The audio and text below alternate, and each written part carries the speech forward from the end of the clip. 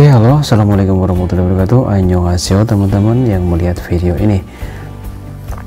Bagaimana sih cara menghadapi ujian CPT bahasa Korea? Jadi saya mau berbagi sedikit ya, semoga bisa membantu teman-teman yang sedang mengalami masa-masa ujian bahasa Korea sistem basic test atau CPT. Jadi yang pertama adalah materi teman-teman harus kuasai dulu materi, dari mulai materi perkenalan sampai materi perpajakan, lalu lintas, terus materi-materi tentang yang bersifat imigrasi, atau materi yang lebih penting adalah materi tentang persamaan kata dan lawan kata. Itu pasti keluar soal-soal tersebut. Dan yang tidak kalah penting lagi adalah materi tentang kata sambung, itu geriko, gereso, gerende, geronika. Nah itu di soal akan keluar dari saya ujian tahun 2013 dulu sampai tahun 2018 kemarin. 2013 aku ujian bahasa Korea, kemudian terbang 2018 pulang, ikut ujian lagi 2019, habis itu akhir tahun terbang lagi sampai sekarang masih di Korea Selatan. Nah ujiannya itu soal materinya ujian itu dari tempo aku dulu 2013 sampai 2019 itu sama. Yang membedakan adalah kosakata dan soalnya aja yang berbeda. Kalau sistemnya masih sama. Yang paling banyak menjebak itu untuk teman-teman yang pemula yang pertama kali ujian bahasa Korea itu adalah di listening. Kenapa? Karena belum terbiasa dengan percakapan tentang bahasa Korea. Jadi untuk teman-teman yang masih baru awal mau ujian, jadi sering-seringlah mendengarkan teks-teks atau kosakata atau drama-drama Korea juga boleh. Listeningnya itu supaya telinga kita itu mulai terbiasa. Nah untuk lebih, kalau nonton drama itu kayaknya terlalu cepat ya, karena teksnya itu kan langsung ya, udah di level tingkatnya udah tingkat percakapan sehari-hari. Tapi kalau untuk tipe ujian itu saya sarankan teman-teman itu deh tonton kartun anime Tayo yang versi Korea itu bahasanya itu uji listeningnya tuh hampir mirip seperti itu. Jadi nada intonasinya dan kosakatanya itu masih dasar. Nah tips-tips yang ujian itu yang kedua adalah selain kosakata materi, terus yang kedua adalah pemahaman soal. Ini penting banget.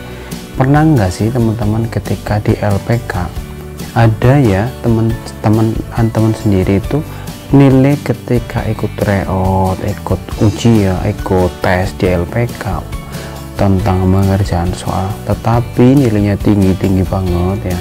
Tapi ketika ujian, bahkan teman-temannya di LPK tuh yang nilainya biasa, tapi di ujian kok bisa nilai tinggi. Nah terus teman-teman yang di LPK nilainya tinggi, tapi ketika di ujian nilainya kok di bawah rata-rata, bahkan tidak lulus, itu banyak. Di LPK aku juga begitu banyak. Si A ketika di LPK ikut tryout nilainya bagus-bagus, tapi ketika ikut ujian kok bisa ngedrop. Itu kenapa?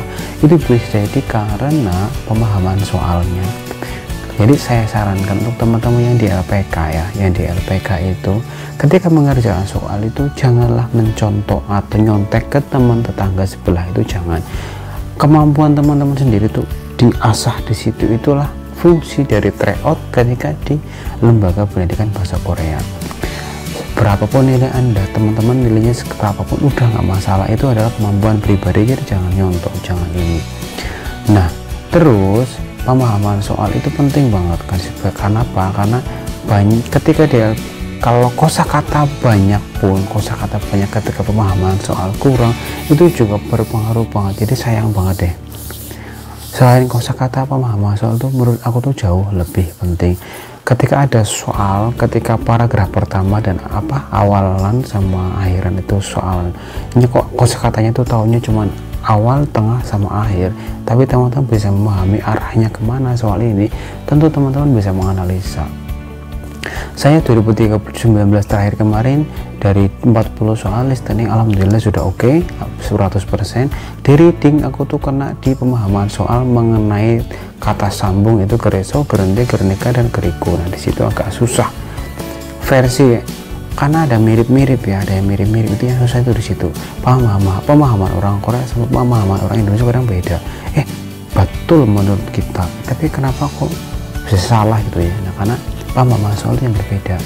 Ketika banyak sih teman aku buat ujian ya, setelah ikut ujian yakin betul, tapi ketika keluar nilainya tidak sesuai apa yang diharapkan, padahal dia itu sudah betul-betul yakin. Itu soalnya di mana? Di pemahaman soalnya. Nah, kosakata sudah bagus, pemahaman soal sudah bagus, terus yang terakhir adalah mental. Ini penting banget, mental. Pemahaman sudah oke. Ketika masuk ruangan ujian itu kan, ruangan ujian itu apa ya, kayak atmosfernya itu beda. Jadi waktunya itu 1 jam 50 menit lah, 50 menit. Nah, di waktu 50 menit itu akan menentukan masa depan kita mau jadi apa nanti. Itu akan dari situ awal startnya. Kalau bisa berangkat ke Korea, setidaknya ya bisa membantu ekonomi rumah tangga, beli sawah, beli bangun rumah, beli mobil, entah itu Avanza, Xenia, Pajero atau Expander, bisa beli itu semua ketika bekerja di Korea dengan sehat. Nah, waktu ujian itu waktu sangat terbatas, 50 menit atau 1 jam ya. Nah, soalnya 40. Yang pertama itu dimulai dari reading, yaitu soal tertulis ya, tapi itu menggunakan komputer. Yang kemudian yang terakhir itu pakai listening, itu yang terakhir. Ketika masuk ruangan itu, aku dulu juga mengalami sampai itu deg-degan. Meski ruangan ber-AC itu karena grogi, nervous, itu sudah keringatnya itu dingin, tangan itu sampai basah ya. Wah, ternyata seperti ini ya ruangan ujian, itu mental. Ketika masuk ruangan ujian itu, teman-teman jangan sampai down mentalnya ketika melihat teman-teman yang lain, kompetitor yang lain, karena di ruangan itu akan dikumpulin dia bareng-bareng. Nah, setiap soal antar aku, depannya sama samping itu semuanya itu beda-beda. Nah, mental bismillah dipersiapkan yang baik, jadi jangan grogi, tetap yakin, bismillah, insya Allah lulus. Harapannya itu lulus, bisa membahagiakan kedua orang tua, usaha yang kita capai, berusaha setiap hari belajar, bisa terbayarkan dengan hasil yang maksimal. Nah, ketika sudah mengerjakan listening, reading, pertama reading dulu, reading sudah oke. Nah, kemudian yang ini yang paling jebakan paling banyak adalah di listening. Kenapa? Karena listening itu soalnya itu satu soal itu 1 layar komputer, hanya diulang 2 kali, waktunya mepet, jadi percakapan itu agak cepat. Jadi teman-teman harus perhatikan ya, menganalisa itu ya. Karena itu nggak bisa diulang-ulang listening. Kalau reading bisa diulang-ulang, susah. Nomor 1 bisa ke nomor 5, nomor 2 bisa ke nomor 7, bisa ke nomor 9, bisa nomor 10. Tapi kalau di listening, nomornya 1 ya 1 itu. Nah, selesai nggak selesai dalam tempo berapa menit, itu langsung meloncat ke soal berikutnya. Jadi ketika teman-teman nggak yakin, klik aja langsung, oh ini jawabannya 1. Jadi udah, habis itu kan soal berikutnya lagi. Udah, yang soal yang tadi misalnya tuh nggak yakin, jangan dipikirin, udah abaikan aja. Kenapa? Soal ini tuh yang kita hadapi itu adalah soal ini sekarang, nomor 2.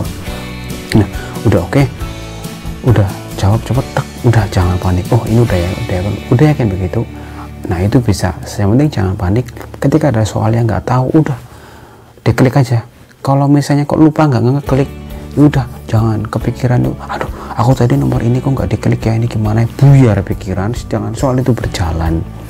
Itulah yang bikin teman-teman aku sendiri di LPK ketika diikut tryout itu nilainya bagus-bagus, tapi ketika ujian nilainya down. Tanya kenapa?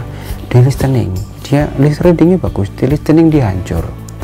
5 soal terakhir itu yang nggak susah, karena percakapan cepet, 1 paragraf 1 soal itu bisa untuk 2 nomor. Nah, itu yang agak membingungkan, harus jeli dalam menganalisa soal itu.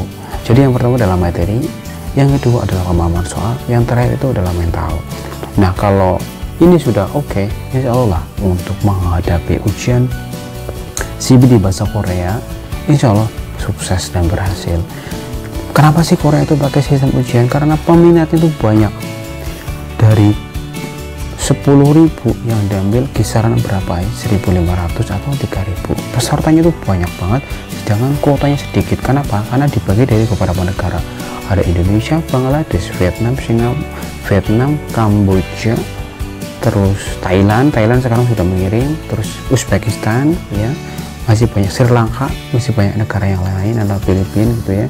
Kalau di pabrik aku sendiri Indonesia semua. Di pabrik aku yang di sebelahnya itu ada pabrik press, itu hampir semuanya adalah orang ini apa namanya Sri Lanka. Jadi begitu banyak kompetitor, soalnya jadi nggak dipersulit, tetapi nilai kelulusannya semakin ditingkatkan. Jadi untuk teman-teman yang berproses ke Korea yang udah ujian sekali, 2 kali gagal, 3 kali gagal, 4 kali gagal, sudah jangan down, tetap semangat. Niat yang baik insya Allah akan segera tercapai. Ini adalah pengalaman saya, semoga bisa membantu teman-teman dalam menghadapi ujian bahasa Korea.